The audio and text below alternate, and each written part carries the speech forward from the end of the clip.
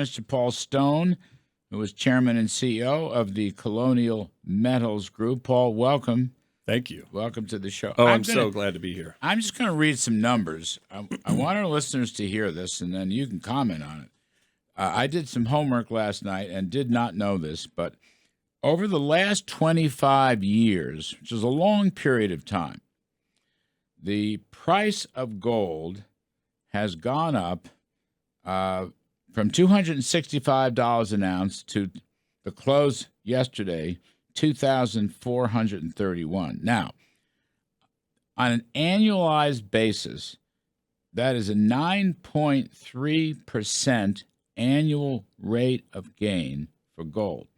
By comparison, the S&P 500 has only gone up 5.7% at an annual rate. So gold has substantially outperformed the stock market in the last 25 years, which is a significant period of time. I might add, parenthetically, silver the same way. You're in the silver business also, if I'm not mistaken.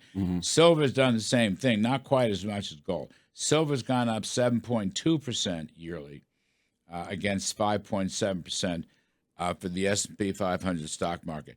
I would bet you, Paul Stone, that not 1 in 1,000 people knew that gold has done that well. So you're going to tell me why. Yeah. And first of all, I think, when you look at what the media would spend most of its time covering, it's going to be the more attractive and sensational stories around stocks, bonds, and mutual funds and ETFs and such, right? There's a big, huge media machine that just covers that all day long, and that's what people are mostly going to hear about, and then their attention is mostly focused there. The reason why, and, there's a lot of we use time frames normally, right, to say how well is something done in 5 years, 10 years, 15 years, 25 years. But here's why that 25-year look back is essential and a rightly sectioned off period of time. The baby boomers begin retiring in 97.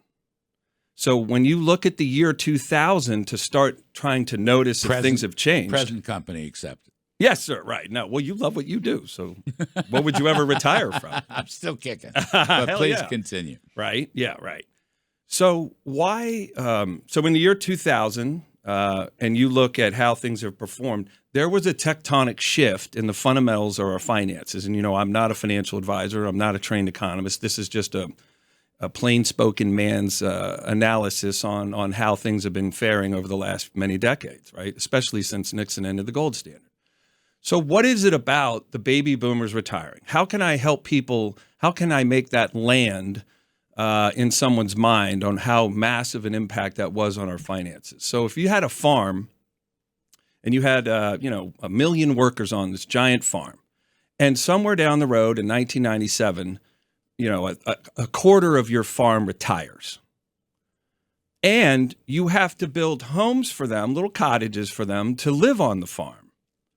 And you also then have to pay and support them until they move on until the next phase of life, right? So your farm can't produce as much as it used to when you had 1 million workers, because now you only have 750,000 workers. The baby boomers is 60, 70 million people that came into the workforce around the same time in the 50s and 60s, born in the 50s and 60s, entering the workforce in the 70s. They create everything. You're part of this, right? You create everything. You think of everything. You perfect everything. You invest in everything. America is rolling. If you pictured a snake swallowing a football, you've got this population bubble moving through the body of the snake. In 97, it comes out the other end. So when Social Security, this isn't about Social Security, and I'm sorry if this is a little bit of a long message, but it's so important to understand why you choosing the year 2000 is essential for this analysis, because it wakes everyone up to the financial erosion that's been going on behind the scenes. I just went back. I didn't want to look at something short term. Right. Because I think good investments should have long-term horizons. But 25 years is a significant period. But here's what's changed. If gold is going up, Larry, you have problems. No one really wants gold or silver. No one really wants that. Really? It's cumbersome. It's physical. Where do I keep it? How do I get out of it? It confuses people. I'm here to help make this an easier understanding for folks. So if gold is moving higher, It's because you have a financial erosion going on beneath your feet and behind the pretty buildings. But you like diversification in the portfolio anyway. Of course. I mean, that's a sensible principle of finance and investing. I mean, it's true. You know, I happen to think if you, and I've done a lot of work on this down through the years, the last 25 years has not been a good economic period for this country. No. I'll give you and you'll see where I'm going on this, but this country grew after World War II for 50 years at a 3.5% growth rate, GDP, real, after inflation. Okay. Right. In the last 25 years, we have grown by a little less than 2. So I would say to you, yes, the baby boomer explanation is interesting. Let me finish the point, Larry. I think you've had too much money chasing too few goods. Well, that's true. Lousy. But why? You've had poor, productivity has slumped. Yep. Business investment has slumped. You know, I think we've had a lot of policy mistakes as well. Of course. Well, and policy mistakes. I mean, the government came up with ideas like prohibition. Duck and cover was how you stayed safe from a nuclear attack during the Cold War. I mean, yeah, the government hasn't really been known for the greatness. The country's known for the greatness. The people, you and I, the common Americans, built this place. So here's why it's essential to understand your workforce sheds 60 million people from peak earnings onto the cost side of your economy's books.